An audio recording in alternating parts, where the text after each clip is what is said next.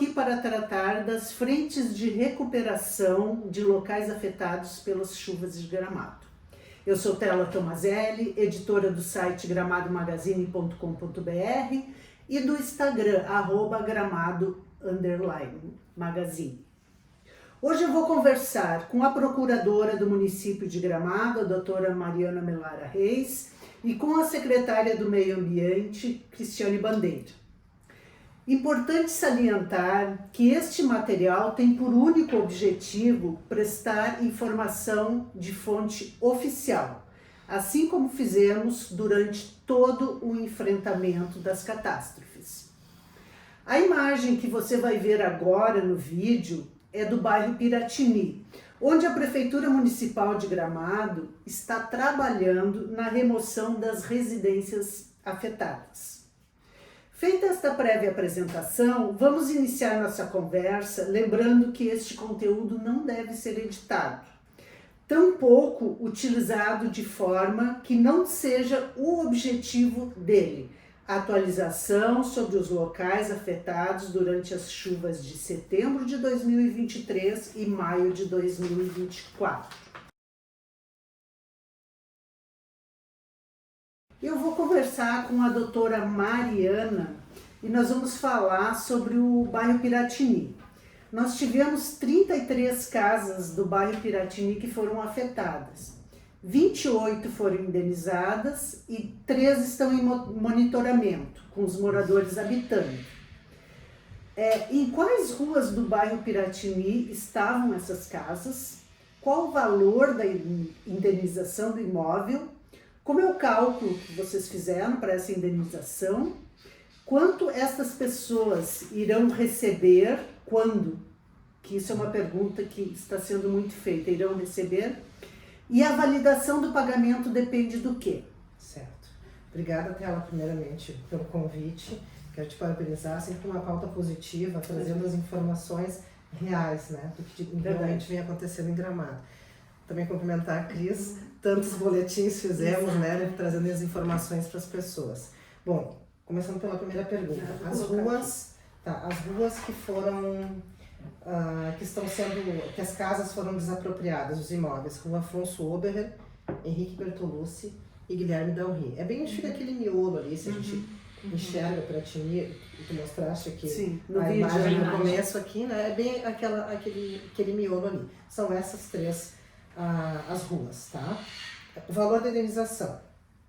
O somatório do valor das indenizações é de R$ 9.498.000. É um valor considerável, alto. E este cálculo ele é feito através de um servidor concursado da Secretaria de Planejamento. Ele é engenheiro concursado, ele utiliza as regras da ABNT e o metro quadrado, o valor do metro quadrado daquela região.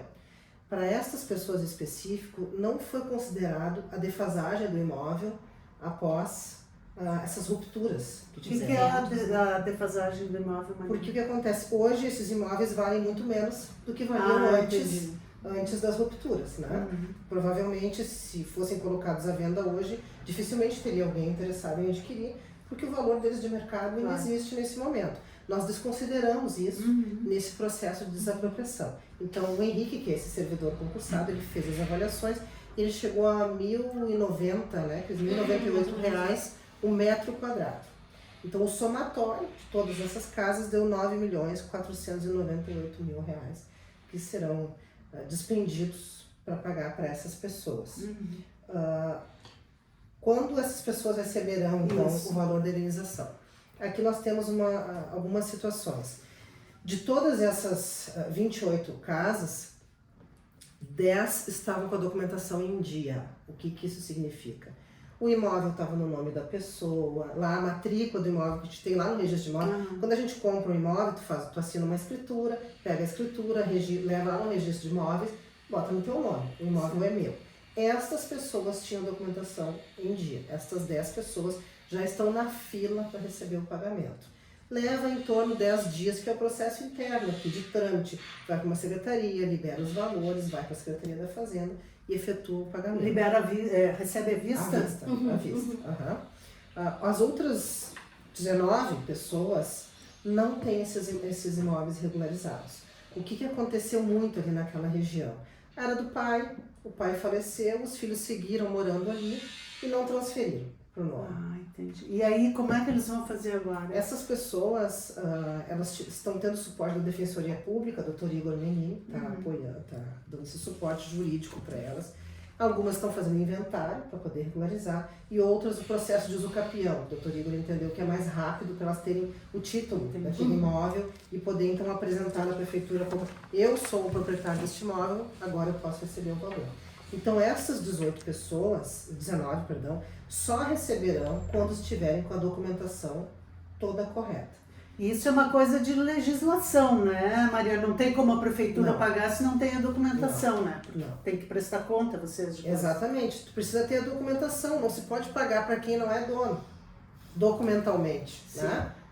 O imóvel da pessoa, ela mora ali há muitos anos, ela até pode ter o carnê de PTU no nome dela, porque a gente consegue colocar, isso é importante crescer, né? A gente consegue colocar no carnê de PTU o responsável pelo pagamento, mas lá em cima está o nome do proprietário. Então, às vezes está o nome do pai e o nome do filho que é o responsável pelo pagamento, porque o pai já faleceu e o filho é o proprietário. É o possuidor, esse é o termo legal. Então, este trâmite, ele é judicial e depende de Ministério Público, se for o caso, de juiz, de todo o processo. Claro que todo mundo que está envolvido está trabalhando o máximo possível para acelerar, mas a gente depende dos trâmites da burocracia, que daí, infelizmente, foge do nosso controle, né? E a validação, então, do pagamento depende exatamente desse processo que eu estava te falando. No momento que a documentação está toda correta, em 30 dias as pessoas recebem, todos aceitaram essa desapropriação, eles já assinaram o termo, eles já forneceram os dados bancários, todas essas pessoas. Então, assim que a documentação deles estiver a contento, eles vão receber na conta que eles indicaram. Eu considero muito importante vocês avaliarem essa análise. E por que eu fiz essa pergunta? Porque eu tenho acompanhado, eu tenho muitas pessoas que eu gosto muito que perderam seus bens ali naquele local, mas é muito importante que as pessoas entendam que o procedimento legal ele tem que ser feito. E esses comentários que geram em rede social e pessoas que inflam, isso é um desserviço à própria pessoa que foi afetada, porque além de ela estar com a questão psicológica, quando a pessoa está com a questão psicológica afetada e ela vai a uma rede social para colocar alguma coisa, o que ela precisa é de um abraço e não de alguém que incentive uma discórdia. Até porque são pessoas que não conhecem ou não querem conhecer leis, então tem que se informar sobre isso. E esse é o objetivo desse nosso vídeo aqui hoje. Vamos conversar com a Cristiane agora. Vendo as imagens, Cristiane, ao menos superficialmente, me parece que o local era composto de terra somente, que não tinha rocha, né?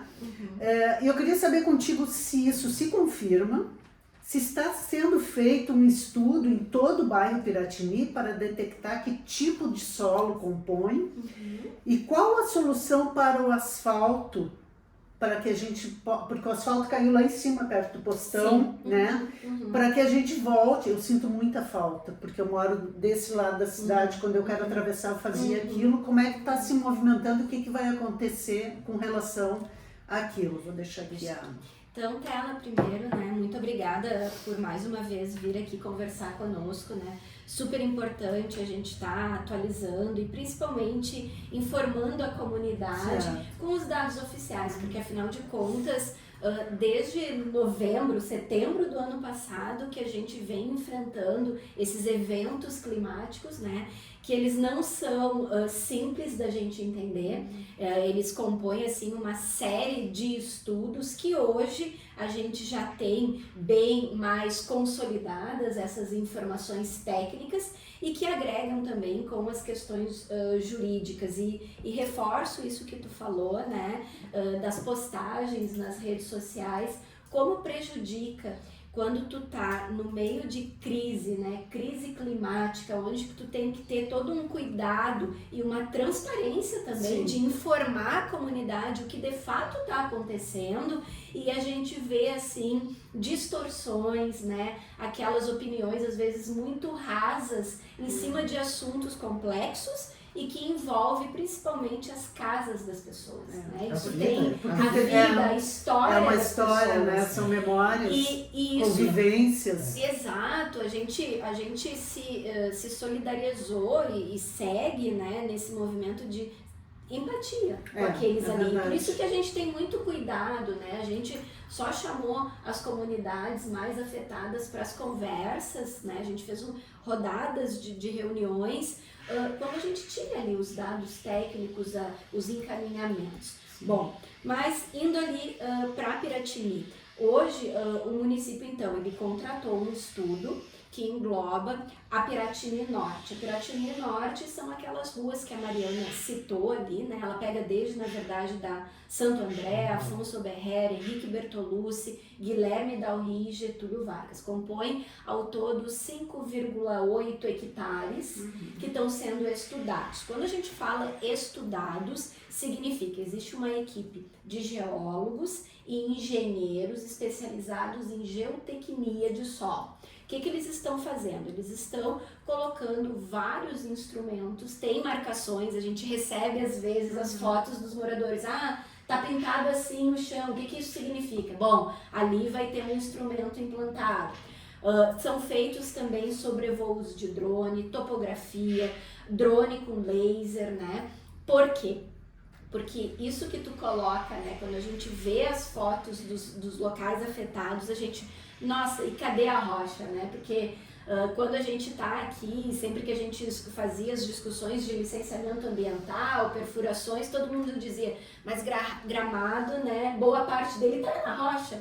Não, e os estudos, né, com medições e dados coletados desses últimos meses comprovam que algumas partes do nosso território é composto por solo, uma parte de basalto e mais profundamente a rocha. Existem outras regiões e que tem fraturas nessas rochas, né? E isso é uma formação geológica do município de Gramado.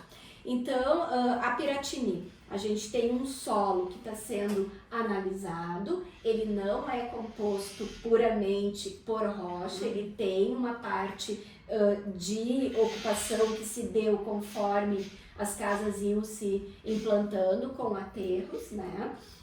Existe ali então a questão, hoje a gente trabalhou em etapas na Piratini, né? Primeiro compreender essa ruptura e esse movimento, então existe ali bem um triângulo naquele miolo onde hoje as casas estão sendo removidas.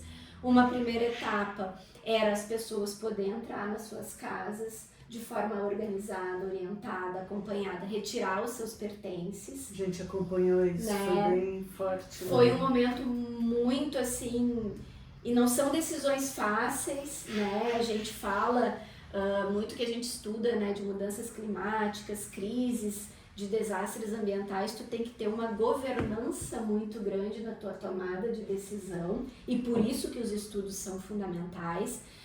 Então a gente acompanhou, né, toda essa questão das pessoas poderem retirar os seus pertences dali. Depois os estudos indicaram que essas casas precisavam ser demolidas, retiradas. Existe agora uma outra etapa que é a colocação de alguns outros instrumentos para ver o quanto está movendo, qual a velocidade desse movimento, aonde ele para, né? O comportamento do Sim, solo. porque a gente vê que naquele núcleo tem casas que estão muito próximas, que essas casas da licença que estão sendo monitoradas, que não foram, as pessoas voltaram e... Exatamente. Bom, feito isso, provavelmente vai haver uma indicação de algumas intervenções emergenciais a fim de já começar a estabilizar, né, aquele núcleo do bairro. A parte lá em cima, onde tem aquele degrau, né, e que a gente veio monitorando o quanto ele movimentou e cedeu, provavelmente a gente já tenha que fazer um redesenho daquelas vias, né, porque depois as outras casas ao que tudo, né, indica, elas serão estabilizadas e as pessoas poderão voltar a conviver no bairro. Então, existem duas situações. O redesenho daquela rua, Da rua do asfalto que sobe, que a gente atravessa. Exatamente. Então, primeiro a gente tem que ver como vai estabilizar, depois vai ter que ter um redesenho das vias daquele núcleo da Piratini Norte. Hoje, eu fiz uma reunião já com o pessoal da Corsã, porque a gente vai ter que também fazer um redesenho da rede de abastecimento de água, né? Porque isso também é uma coisa que a gente se deu conta quando a gente estava no meio, né, daqueles eventos. Não foi só o solo que deslizou, né? Foi também a infraestrutura urbana. Por isso que as pessoas ficavam sem água. Sem água. Ali na Piratini mesmo, a gente teve num primeiro momento, como estava movimentando, o sistema hidrossanitário das casas começou a extravasar. E aí como é que tu faz? Não, foi feita uma rede provisória, porque não dava para deixar o esgoto extravasando. Então existe uma rede flexível que foi feita ali para ir comportando esses movimentos, né? Então, da Piratini Norte, o que a gente tem hoje é o quê? Já sabemos esse redesenho da rua, redesenho da rede de abastecimento de água, e os estudos seguem, né? Porque o evento foi agora em maio, por isso também é importante dizer. Quanto tempo de observação? A gente tem já uma primeira etapa já realizada, né? A gente tem mais 45 dias agora, depois que sair as casas, para essa nova análise e instrumentação. Que daí é que tu vai perceber se vai ter a movimentação ao todo, que tem relação com o asfalto. Que tem relação com o asfalto, exatamente. Então, mais ou menos, a contratação é para durar em torno de 120 a 180 dias a contar já de junho. Isso. E aí, a partir daí, então, eles vão te dar um laudo, enfim, Sim, um estudo. são feitos relatórios. E esse estudo vai dizer o que precisa ser feito para a contenção. Exatamente. Algumas coisas, elas já vão vir, depois de removidas as casas, em 45 dias, já vai ser apresentadas as intervenções emergenciais. Tá? Então, vai indo por etapas, né? Quando chegar lá nos 120, 180, a gente já tem um cenário bem construído. E aquela área ali, a partir do momento da indenização, ela se torna do município. Isso. Exatamente. E aí já existe alguma pretensão para aquela área? Eu acho que é importante a tua pergunta, cara. Enquanto a Cris falava, eu lembrei de um assunto que provavelmente também tu deve ouvir bastante. Os escombros que estão sendo retirados dali estão provisoriamente colocados lá na entrada do Alphaville, do bairro Princeton. As pessoas devem estar vendo, tem uma movimentação ali. Aquilo é um bota-fora, esse é o nome técnico, né, Cris? E ele é provisório porque precisa tirar dali para poder fazer os estudos na Piratini.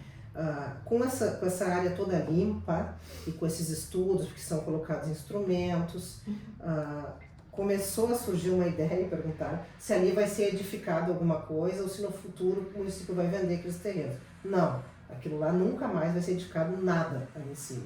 No máximo uma praça. Entendi. Não tem condição de ser edificado nada e também não será vendido nada. Aquilo passa a ser propriedade do município e vai servir parte para contenção e parte para contemplação depois no futuro. Ok. Mariana, o município está pagando ao total quantos aluguéis social, quantas famílias ainda estão fora de casa no município e por quê? Tá.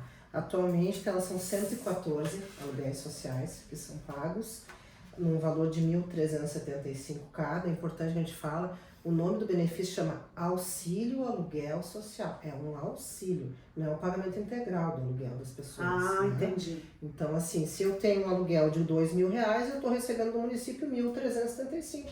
Eu vou ter que desembolsar a diferença. É um auxílio, porque as pessoas ficaram sem casa. Elas estão fora justamente porque são essas que não puderam retornar ainda. E essas que estão sendo desapropriadas permanecerão mais um tempo recebendo aluguel social. Portanto, não tem ninguém desamparado. O município amparou todas essas pessoas com aluguel social. E também é importante dizer para todos que nos assistem que, pela lei do aluguel social que existe em Gramado, essa lei ordinária, nenhuma dessas pessoas teria direito ao aluguel social, porque ele tem um corte de renda. As pessoas têm que estar inscritas no CAD único, que é um cadastro do governo federal que é uma renda muito baixa familiar que ele exige para poder ter direito a esse benefício. Para poder contemplar essas pessoas, extraordinariamente nós publicamos essa legislação para essas pessoas poderem ter uma bênção social e ter uma tranquilidade nos 12 meses pós-evento para poder organizar a sua vida.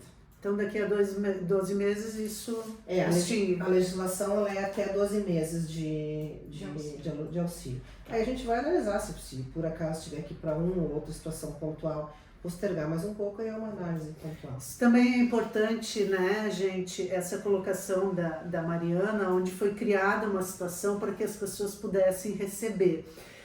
Eu faço essas ressalvas porque eu sou uma pessoa muito crítica com relação a tudo, né? Mas eu também acho que nós temos que ter um olhar justo, né, quando está sendo feito. E na hora que vai se fazer um comentário, na hora que vai se discutir, eu acho que a gente tem que ter a informação, colocar os dois pareceres. Bom, daí aí tu vai lá e tu faz o comentário. Bom, a minha opinião, acontece isso, bom, mas eu penso desse jeito. Bom, daí é o que tu pensa. E não é o que é a verdade das coisas, das leis, né? É isso aí, então. Cristiane, vamos lá. A Rua Emílio Leopete, nossa querida Estrada Velha. A Rua Amazonas, que fica ali no entorno, a Rua Gil, que fica em cima, a RS 235, né? Que eu não sei se aquela água toda que desce da RS 235, se vem lá, daí já tem um mistério de histórias de onde é que vem, que tem um lago lá em cima, que brota. Lendas urbanas. E aí eu vou incluir junto aqui a Floresta, a Rua Henrique Bertolucci. Conta pra nós como é que tá a situação, assim, rapidamente de cada rua, o que está sendo feito, como é que vai contemplar. Ali, vou começar pela RS 235. A RS 235, ela já tem uma obra de contenção bem avançada em termos de execução. Ela foi uma parceria do Executivo Municipal com a Planta, uma entidade que desde o início dos eventos se colocou à disposição para auxiliar naquilo que o município necessitasse de apoio técnico, né? Então eles fizeram um projeto, doaram para o município, através da antecipação do estudo de impacto de vizinhança, então custeou a execução dessa obra. Por quê? Porque ali é o principal acesso, né, entre Gramado e Canela, e não poderia a gente deixar a cargo da EGR, que é a concessionária estadual, executar a obra. Então, também, mas ela trabalhou numa outra ponta, ela trabalhou numa outra ponta, isso ali foi... ao lado. Exatamente. Então, a EGR nós tivemos, né, a Mariana depois pode complementar, reuniões com o governador e os representantes, onde a gente disse, olha, neste momento em que todas as estradas estão dependendo de manutenção e uma das principais diretrizes é a gente manter os acessos livres, né, para trânsito entre as cidades, nós aceitamos essa parceria com a Planta, começamos a executar a obra e a EGR depois se comprometeu a fazer aquele outro trecho que também ficou crítico. Em relação a isso, tá? Por que ali movimentou? A gente teve em maio um volume de chuvas extremamente fora do comum. A gente teve quase 900 milímetros de chuva concentrados principalmente nas 2 primeiras semanas de maio.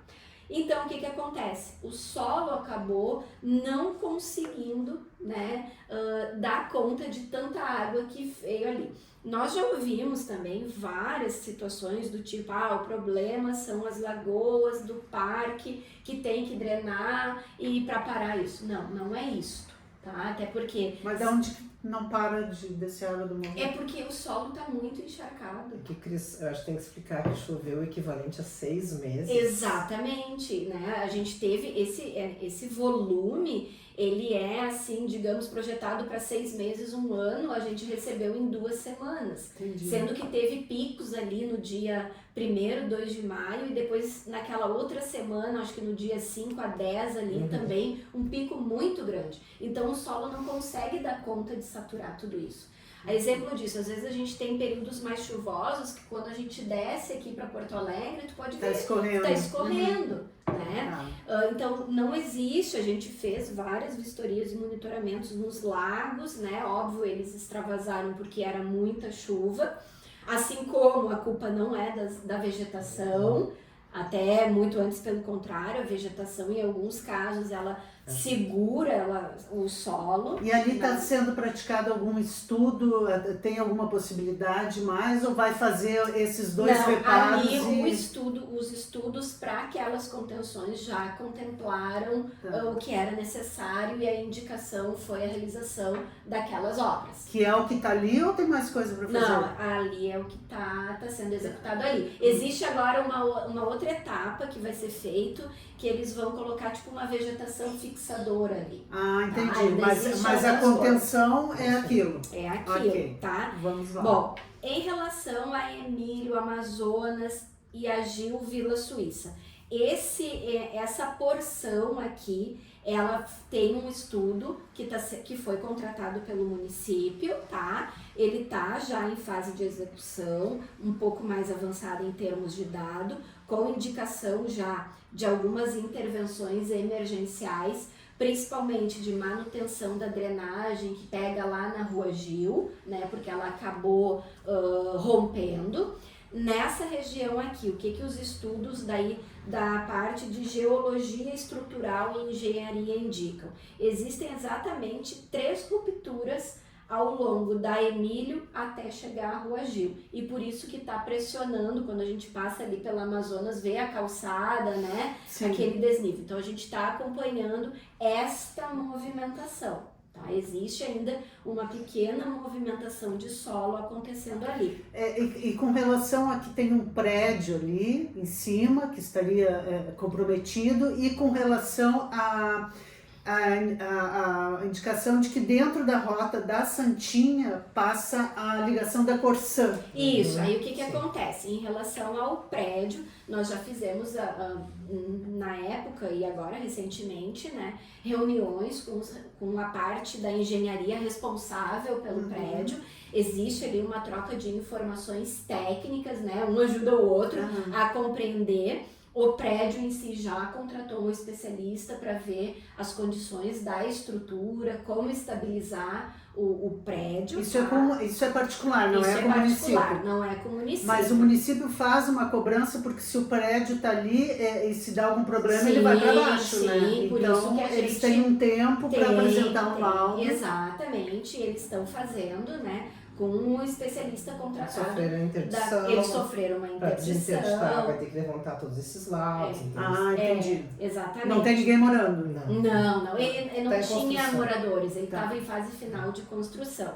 Bom, em relação à adutora da Corsã, ali a gente tem a nossa adutora que abastece boa parte do município. Existe também ali a previsão de um traçado aumentando o volume dessa adutora. Hoje ela é de 180 milímetros, ela passa para 500 milímetros. Na época, quando a gente já identificou essa movimentação, nós fizemos reuniões com a Corsã e já de pronto eles refizeram, tá? Toda a rede de uma forma flexível para que vá acompanhando esse movimento que não é acelerado, é um pouco lento e não ter rompimento e desabastecimento. Então não existe a possibilidade, se acontecer alguma coisa, de ficar soterrado, os canos, e a rede ela é uma rede flexível com outro material, foi toda implantada para ir acompanhando essa situação ali. E a adutora de 500, então a Corsã já assumiu o compromisso de apresentar um outro traçado que não mais aquele ali passando pela Santinha. Okay. Exatamente. A Henrique, eu acho que é aquela situação que a gente comentou ontem, antes, desculpa. A Henrique Bertolucci na Floresta. É a da Floresta, que daí a gente vai avaliar agora o redesenho dela. Mariana, agora a gente falou aqui da Floresta, a gente entra na situação do condomínio Alphaville. Existe uma troca, e a gente já teve na época algumas coletivas de imprensa, de que os moradores colocam boa parte da responsabilidade no fato daquele acesso que está sendo detonado para chegar até a Piratini como uma forma de mobilidade urbana, né? O prefeito por várias vezes disse que não é essa a realidade, que na verdade isso é um problema do condomínio ao condomínio e aquele acesso é outra coisa. Como é que estão as obras e como é que ficou essa questão entre prefeitura e Alphaville e é responsabilidade de quem o que está acontecendo no Alphaville? Tá. Semana passada foi, né, Cris? Nós tivemos uma reunião com os representantes do condomínio Alphaville e também com o Pedro Andrés, que é a casa, sim, que é a casa dele. Nós apresentamos o laudo, então, conclusivo do professor Bressani, que foi contratado para ali também, um laudo extenso de 180 páginas, né? Onde restou muito claro, Tela, que as detonações que ocorreram ali para abertura da sequência da perimetral não tem nenhuma relação com o que aconteceu em Gramado, com essas rupturas e rachaduras. Tanto é que houveram rupturas em vários outros locais da cidade e não tinha detonação. Então, mas o laudo ele é muito assim, consistente em dados comprovando que não há relação direta. Então, as obras dentro do Alphaville dizem respeito ao Alphaville, eles tiveram lá também um deslizamento, né, que eles me ajudam aí na parte técnica. Né? E eles apresentaram um laudo para você, o Alphaville apresentou, contrataram uma perícia. Contrataram uma perícia, eles já fizeram, já em maio, algumas intervenções que eram necessárias, emergenciais, de remoção de vegetação, também uma estabilização numa parte da área.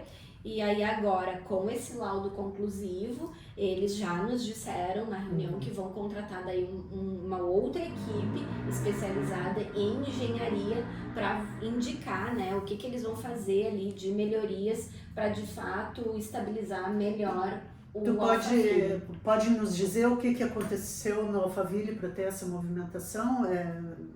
Terra, rocha, uns dizem que é aterro.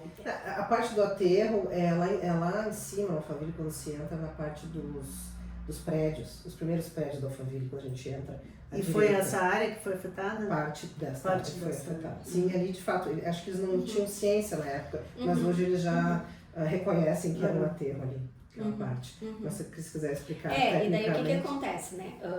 Em novembro, quando teve as primeiras movimentações, a gente suspendeu a licença da obra do bairro, né? E aí, então, lá em novembro, já se parou todo e qualquer tipo de intervenção nessa interligação.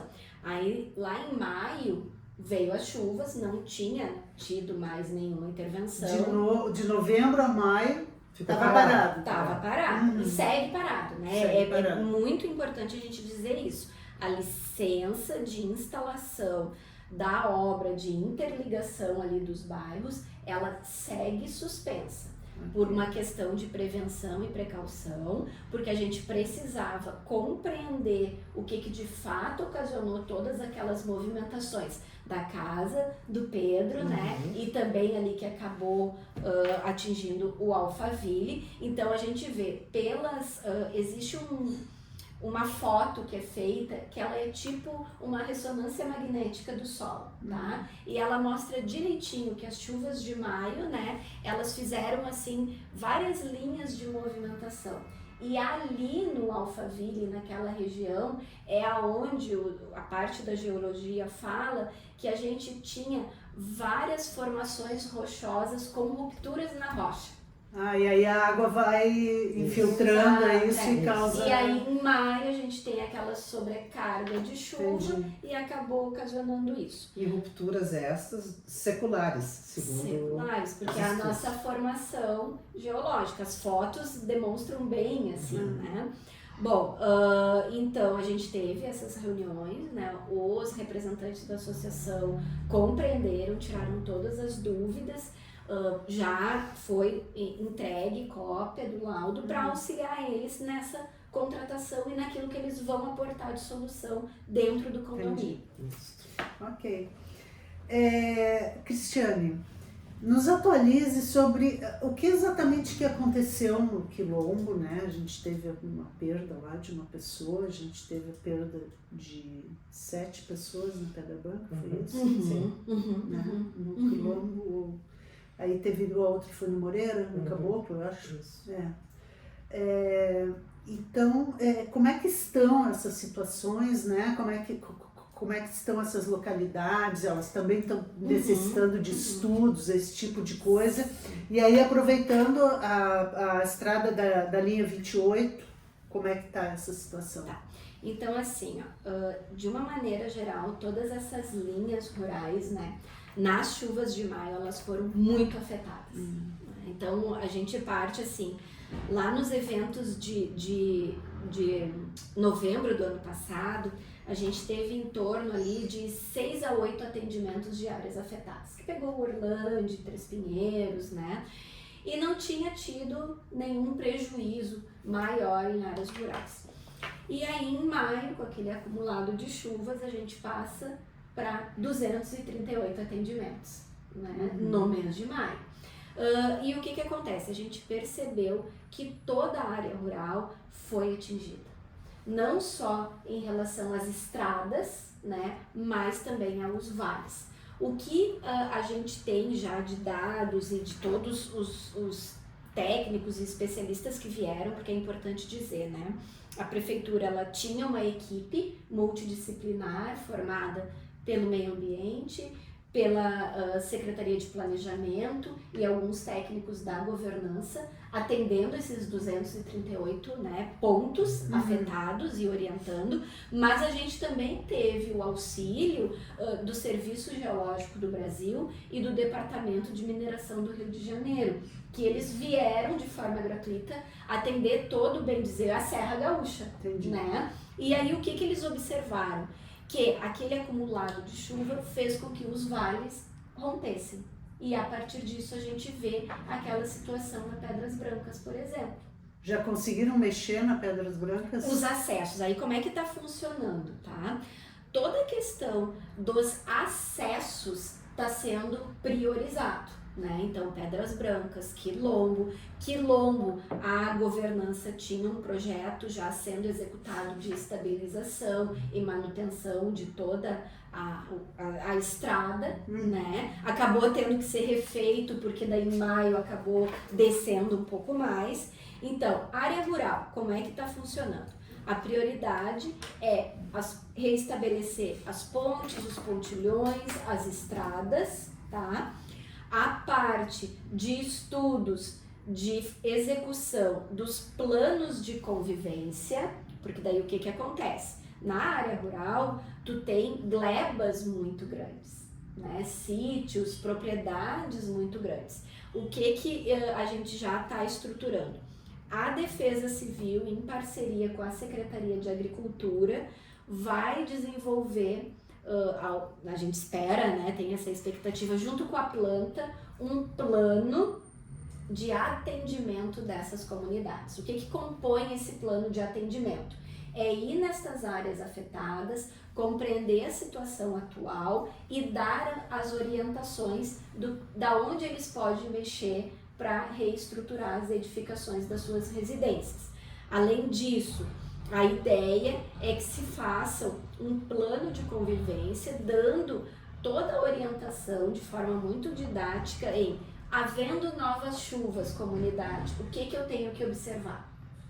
Isso é importante. Os alertas, né? Porque que é isso, assim, quando a gente fala nesses eventos climáticos, a gente tem que se transformar, tem que se adaptar e tem que começar a conviver com isso. É um voluntário do processo para fazer a indicação. Exatamente. Né? A ideia é que a gente possa fazer também, né, a Defesa Civil, junto com a Agricultura, reuniões nas linhas, né, passando essas orientações. fazendo algumas instrumentalizações, o pluviômetro. É uma caixinha de plástico que tu vai monitorando o volume da chuva e conforme vai subindo aquela medição, né? Olha, tu tá vendo que o teu solo começou a dar um caminho de formigueiro, tá instalando a vegetação, avisa a Defesa Civil e tenta ir para outro local. Ou seja, a gente poderia dizer, Cris, que nesse momento Gramado vai ter materialmente, concretamente, um estudo de suas áreas? Isso é um outro ponto importantíssimo que tu perguntou. Vai apresentar, a gente vai ter tipo um boletim, assim, um caderninho ali que vai mostrar, olha, o nosso município é composto disso, onde eu moro é isso e aquilo, para a gente ter essa experiência. Sim, na verdade, como é que funciona, tá, a tela? E assim, Gramado, eu, por exemplo, já participei de vários eventos, fui convidada a falar sobre como Gramado conseguiu dar respostas em tão pouco tempo. A gente tem municípios aqui da Serra que agora estão trabalhando na contratação de especialistas para tentar entender essas movimentações. Porque a Serra Gaúcha foi atingida por isso. Nós não fomos atingidas por inundações, né? O nosso problema são esses rompimentos. É diferente o trabalho, do resto a complexidade, do estado, né? Quando tu fala em enchente, inundações, tu sabe que todas as edificações que estão ali próxima do rio, tu vai ter que retirar as pessoas, né? Então, como é que funcionou? Já desde novembro a gente vem desenvolvendo uma parceria com o Serviço Geológico do Brasil. Eles, no mês de junho, eles estiveram aqui, eles ficaram 3 semanas olhando toda a área rural e toda a área urbana que foi afetada. Agora, entre setembro e outubro, eles devem nos entregar o nosso novo mapa de áreas afetadas, aonde vai ter ali a classificação de risco dessas áreas, tá? Isso é um item obrigatório de plano diretório. Entendi. Que Gramado é um dos poucos municípios que contempla isso. Já existe isso, só que está Agora está sendo atualizado. O plano diretor foi aprovado ano passado, mas nesse item já está vencido porque mudou completamente o comportamento. Aí nós passamos, eles então vão nos entregar isso. Mês passado nós fizemos aqui, nós conseguimos reunir 10 municípios do entorno e o Serviço de Geologia veio então fazer uma capacitação dessas equipes para o atendimento dessas situações de risco, né, dentro de eventos climáticos. E semana passada nós já nos reunimos com eles, porque eles vão elaborar até o final deste ano um outro documento que é a Carta de Perigo a Movimentos de Massa. É isso que nós precisamos compreender. E ali vai pegar a macrozona 6 e a macrozona 7 do plano diretor. Traduzindo, são todas as áreas de expansão urbana. Várzea Grande tem uma parte da área rural e tem uma parte da nova centralidade que fica lá para a região do Mato Queimado. Muito bem. O loteamento Orlandi, ele já começou um estudo lá em setembro, já estão implantando, já está quase final. Qual é o investimento que está sendo feito ali no Orlandi? O Orlandi, o professor Bressani foi contratado para fazer um estudo. Ele acabou implementando um método observacional. E toda a parte da obra praticamente é feita pela Secretaria de Obras do município. Então, o custo para a implementação deste estudo, ele é pouco, né? O que mais, digamos assim, foi o investimento maior foi na contratação do professor para fazer esse estudo, que foi lá desde novembro, né, Cris? Na verdade, dezembro foi assinado. Então, o custo ali é até importante quando tu fala, porque as pessoas dizem assim, o município tem muito dinheiro, né? Tem uma previsão orçamentária de meio bi, mas não é assim que funciona, né?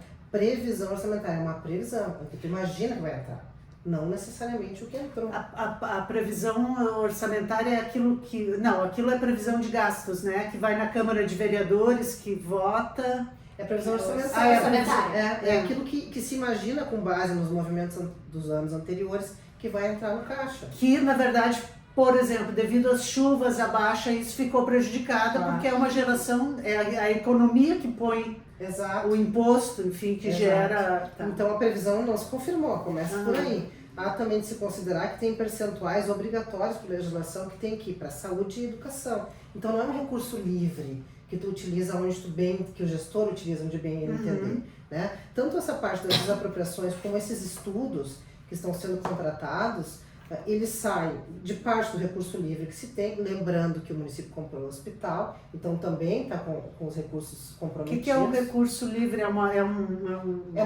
fatia do orçamento que não está destinado para algo nenhuma específico. secretaria. Imagina, tu tem o teu salário, tu tem a parte que tu vai pagar a tua moradia, vai pagar a tua alimentação, vai pagar o teu transporte, tu sobra um valor para fazer o que tu quiser. Isso é recurso livre, se a gente fosse jogar com o orçamento de uma pessoa.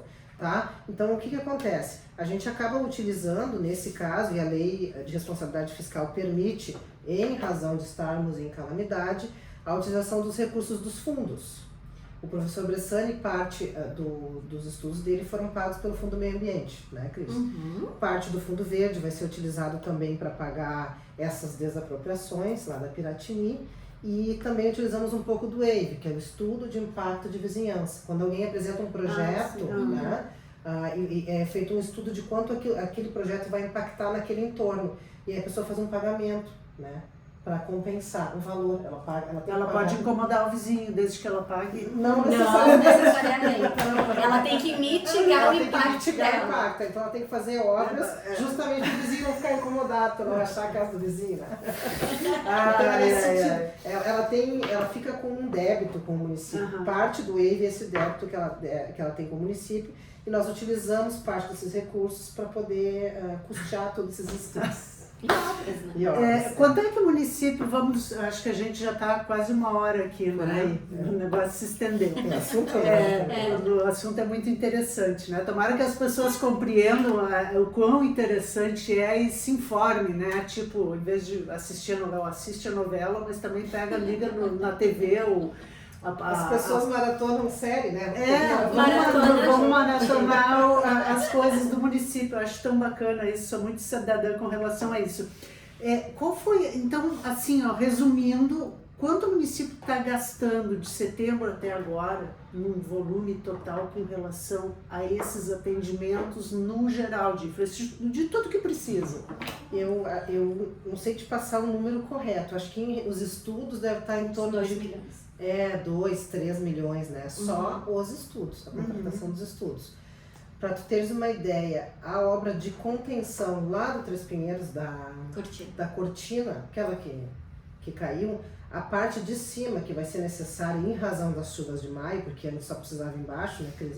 Só a parte de cima foi orçada em 22 milhões de reais. 22 milhões. Isso quer dizer que a gente nem tinha tocado no Três Pinheiros, que é uma área tão relevante, mas na verdade, se não fizer essa contenção, se der muita chuva... Desestabiliza novamente. E o que acontece? O bairro Três Pinheiros, ele não é atingido diretamente. Ele pode ser atingido com um deslizamento. Mas atinge todo o Planalto, lá em cima. Pois e tem aquelas áreas do Planalto da Rua Azaleia, né? Aquele entorno e aquele condomínio. Como é que tá isso? As pessoas já voltaram? Elas voltaram porque nós fizemos um acesso provisório pelos fundos daquele condomínio. Nós porque na verdade não era um perigo, não existe um perigo lá daquela região. Não. Era uma questão de acesso. Porque a rua ali tem imagem, né? Que roubou um mundo que ela tem uma distante. E como é que a gente vai conseguir? Eu digo a gente porque nós temos que entender uma coisa que é básica. Não é a prefeitura de Gramado, somos nós. Sim, que geramos. De onde é que vai se tirar 22 milhões? Nós vamos ter que pedir recurso federal, né? Nós já fizemos o pedido, ele foi negado pelo governo federal. Nós vamos tentar novamente, porque não há esse valor sobrando em caixa para fazer esse tipo de obra. Então, nós dependemos. O recurso livre, como eu disse, é um recurso pouco e que ele tem que contemplar todas as outras obras do município, né? A gente tenta com o governo estadual e tenta com o governo federal. Entendi. Então, aquela obra ali é uma obra mais difícil de executar em razão desse valor tão alto dela e da dificuldade, evidentemente, de ninguém tem 22 milhões sobrando. Mas não temos 22 milhões. E aí, como é que fica o Três Pinheiros e o entorno? Os monitoramentos. E aí, se eventualmente acontecer, vai ter que sair, até que seja feita a obra. ficam abertos. A parte de baixo da cortina, ela já está sendo executada. Eu não lembro agora o valor que eles... 5, 6 milhões. Mais ou menos foi isso. Ali já tá sendo a empresa já executado. foi contratada, ela já está trabalhando ali. Então a parte de baixo já vai ter uma boa contenção, mas não é 100%, porque Entendi. tem toda essa parte de cima para fazer. Ok, muito obrigada, meninas. Foi um prazer conversar com vocês.